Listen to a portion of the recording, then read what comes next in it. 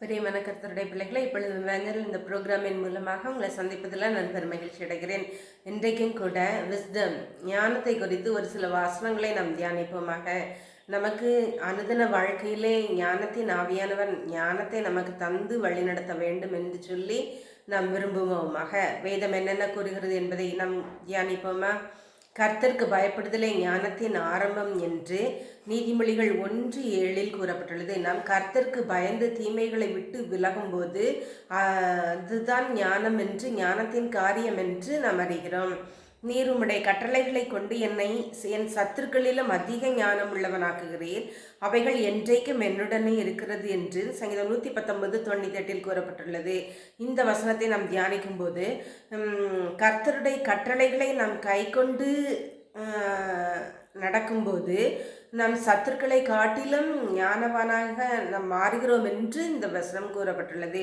மட்டுமல்ல, உம்முடைய கட்டளைகளை நான் கை கொண்டு இருக்கிறபடியால் முதியோர்களை பார்க்கலும் ஞானமுள்ளவனாக இருக்கிறேன் என்று சங்கீதம் 119:100 வசனத்தில் கூறப்பட்டுள்ளது. கர்த்தருடைய கட்டளைகளையும் கர்த்தருடைய கற்பனைகளையும் நாம் கைக்கும் போது முதியோர்களை பார்க்கலும் நாம் ஞானமுள்ளவர்களாக மாறுகிறோம் என்று வேதம் கூறுகிறது.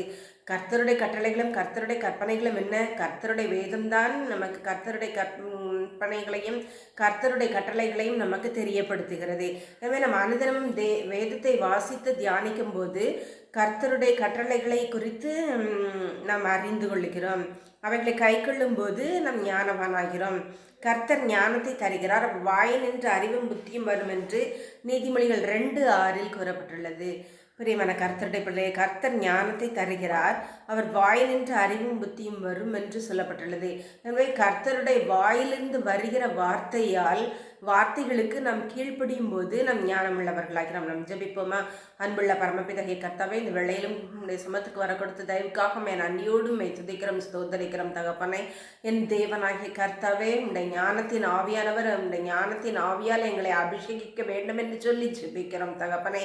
அப்பா, இதை பார்க்கிற இதை கேட்கிறவர்கள் ஒவ்வொருவருக்கும் ஞானத்தின் ஆவியானவர் தேவ ஞானத்தை கொடுக்க வேண்டும் என்று சொல்லி ஜெபிக்கிறோம் தகப்பனே. அப்பா, உடைய கட்டளைகளையும் கற்பனைகளையும் நாங்கள் கைக்கொள்ள எங்களுக்கு கிருபை தாரும்.